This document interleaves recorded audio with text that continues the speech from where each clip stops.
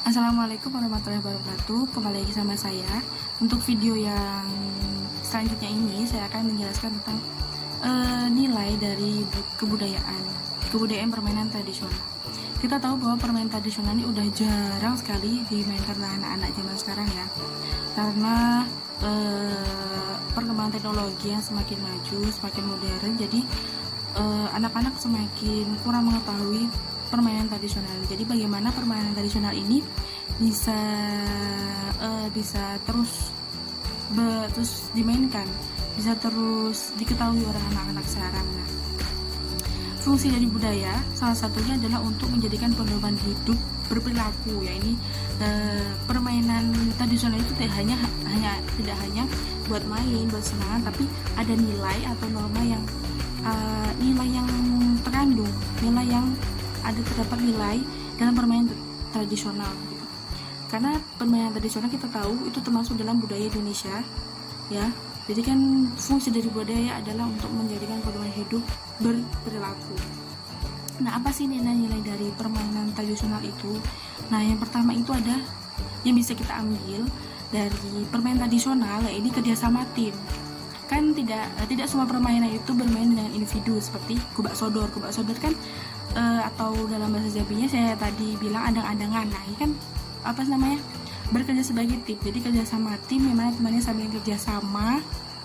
Disebut ini nilai sangat penting karena dalam bersosial kita itu juga perlu bekerja sama. Tidak hidup kita tidak selalu berindividu. Terus yang kedua itu sportif, mengajarkan kita harus sportif, harus bisa belajar rendah hati. Kalau semisal kalah ya kalah gitu. Nah, selanjutnya nilai yang bisa kita ambil yakni tadi kan kita udah sportif, harus bisa menerima kekalahan, belajar menerima kekalahan, juga yang mana pun tidak boleh bersombong gitu. Jadi juga mengajarkan tentang rendah hati. Selanjutnya adalah membangun rasa percaya diri. Jadi kalau selain kita berani, kita harus percaya diri kalau kita tuh bisa main gitu. Tapi mungkin kalau kita masih kecil dulu selalu main, tidak berpikiran bahwa ya permainan itu buat senang-senang. Tapi kan kalau misalnya kita untuk melestarikannya hingga sekarang, untuk menanamkan kepada pemuda anak kecil sekarang, kita cara kita menyampaikan mereka itu ya seperti ini. Kita harus selalu menanamkan nilai-nilai dari permainan tradisional. Ini juga salah satu membudayakan budaya yang ada di Indonesia. Terus selanjutnya itu adalah menyambung persahabatan. Nah, kita kan udah ada kerjasama tim, tentunya dengan kerjasama tim ini kita juga menyambung persahabatan kayak gitu. Kita bermain juga menyambung persahabatan, menambah teman, menambah relasi. Terus selanjutnya itu ada mengubah hal sederhana itu menjadi menyenangkan, walaupun permainannya hanya permainan kayu kecil, dari permainan permainan sederhana, tapi itu sangat menyenangkan ya kalau kita rasakan saat kecil dulu. Selanjutnya yang terakhir itu udah menumbuhkan kebebasan berkreasi.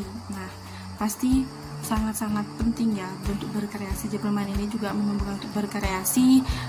Seperti contoh dulu saya pas masih kecil, karena sudah bosen bersembunyi. Kalau kita main sembunyi-sembunyi udah biasa kalau kita yang bersembunyi kan. Jadi kami dulu berkreasi gimana kalau kita mainnya bersembunyi sendal. Jadi sendal itu di satu orang jaga, atau nanti yang lainnya kita tuh menyembunyikan sendal, dan orang yang jaga tuh harus mencari sendal kita, tapi harus dikasih batasnya buat menyembunyikan sendal itu di batas ini sampai batas ini, seperti itu. Sangat karena nggak selalu permainan itu kita main itu terus, jadi kadang merasa bosan. Jadi kita untuk berkreasi untuk mencari permainan yang sama tapi lebih menyenangkan, seperti itu.